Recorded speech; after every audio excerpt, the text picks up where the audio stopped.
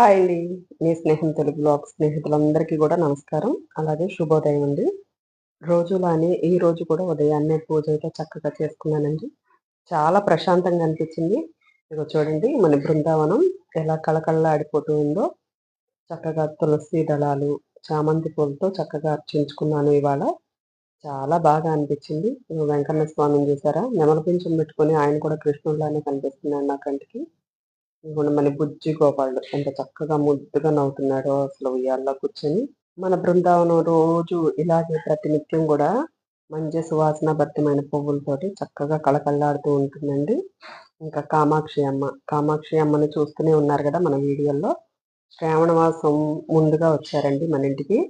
అనుకోకుండా అంటే ఎప్పటినుంచో అనుకుంటున్నాను తీసుకొచ్చుకుందాము అమ్మవారిని అని. కానీ మన చేతుల్లో ఏమీ ఉండదు కదండీ! అమ్మ ఎప్పుడు అనుగ్రహిస్తే అప్పుడొస్తారు మన ఇంటికి. దసరా నవరాత్రులకల్లా తెచ్చుకుందామని అనుకున్నానండి. కానీ శ్రావణ మాసం ముందే మన ఇంటికొచ్చేసారు అమ్మవారు. ఇంకా లక్ష్మీదేవిని చూస్తే ఇవాళ తులసి దళాలతో అర్చించుకున్నానండి. చామంతులతోటి, తులసి దళాలతోటి. అమ్మవారే వచ్చి తులసి వనంలో కూర్చున్నారా అన్నట్లు అనిపించిందండి నాకు. అర్చన చేసుకోవడం పూర్తయిన తర్వాత.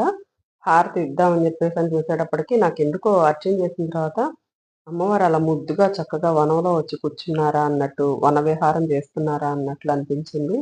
పూజ చేసేటప్పుడు మనోభావనే ముఖ్యము అని అనుకున్నప్పుడు, నాకిలాంటి భావన కలగటం ఉదయాన్నే చాలా సంతోషంగా అనిపించింది. ఎంతసేపు చూసానో అండి నేను అలాగే కూర్చొని అమ్మవారిని. చాలా సంతోషం అనిపించింది నాకైతే. మంగళం కోశేంద్రాయ మహిమే గుణాత్మనే చక్రవర్తితనుజాయ సార్వభౌమాయ మంగళం నిత్యాయ నిరవధ్యాయ సత్యానంద చదాత్మనే సర్వాంతరాత్మనే శ్రీమద్వేంకటేశాయ మంగళం నీలాచల నివాసాయ నిత్యాయ పరమాత్మనే సుభద్ర ప్రాణనాథాయ జగన్నాథాయ మంగళం సర్వమంగళమాంగళ్యే శివే సర్వార్థసాధికే శరణ్యే త్రయంబకే దేవి నారాయణి నమోస్తుతే. ఇంకా అలా స్వామివారికి, అమ్మవారికి ఇద్దరికీ కూడా నీరాజనం సమర్పించానండి. ఇంకా మన బృందావనంలో ఉన్న దేవతామూర్తులందరికీ కూడా నీరాజనం సమర్పించేసి, ఇంకా పనులుంటాయి కదండీ మనకి. ఇంకా వంట పని ఉందని చెప్పేసని నీరాజనం అయితే సమర్పించాను. ఇదండి ఇవాల్టి పూజా విశేషాలు. ఏదైనా ఉదయాన్నే పూజ చేసుకోవటం అనేది నిజంగా మనసుని ప్రశాంతంగా ఉంచే ఒక ఇదండి. ఇవాల్టి మన బృందావనం విశేషాలన్నీ కూడా చెప్పేసుకున్నాం గదా! ఇంక నేను మరొక మంచి వీడియోతో మళ్ళీ మీ ముందుకొస్తానండి. Until then keep watching. Bye bye. Thank you all.